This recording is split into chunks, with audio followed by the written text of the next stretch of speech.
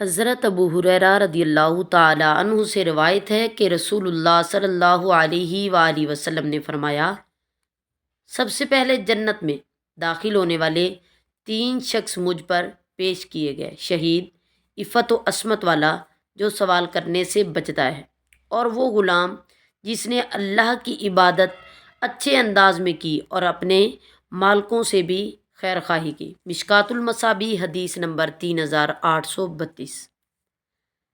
حضرت ابو ہریرہ رضی اللہ تعالیٰ عنہ بیان کرتے ہیں کہ رسول اللہ صلی اللہ علیہ وآلہ وسلم کے صحابہ میں سے ایک آدمی ایک گھاٹی کے پاس سے گزرا جس میں میٹھے پانی کا ایک چھوٹا سا چشمہ تھا۔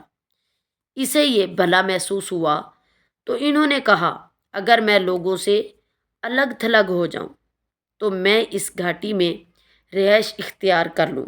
رسول اللہ صلی اللہ علیہ وآلہ وسلم سے اس کا ذکر کیا گیا تو آپ نے فرمایا، ایسی خواہش مت کرو، کیونکہ تم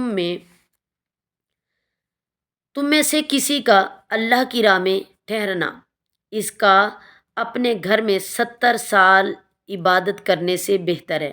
کیا تم پسند نہیں کرتے کہ اللہ تمہیں معاف فرما دے اور تمہیں جنت میں داخل فرما دے؟ اللہ کی راہ میں جہاد کرو۔ جس شخص نے فواک ناکہ یعنی تھن سے دودھ نکالنے کے درمیانی وقفے جتنا اللہ کی راہ میں قتال کیا تو اس پر جنت واجب ہو گئی۔ مشکوٰۃ المصابیح حدیث نمبر 3830۔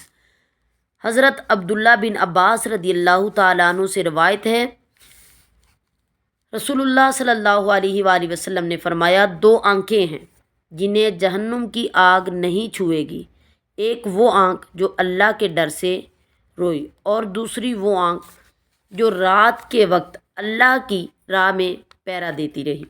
مشکوٰۃ المصابیح حدیث نمبر 3829۔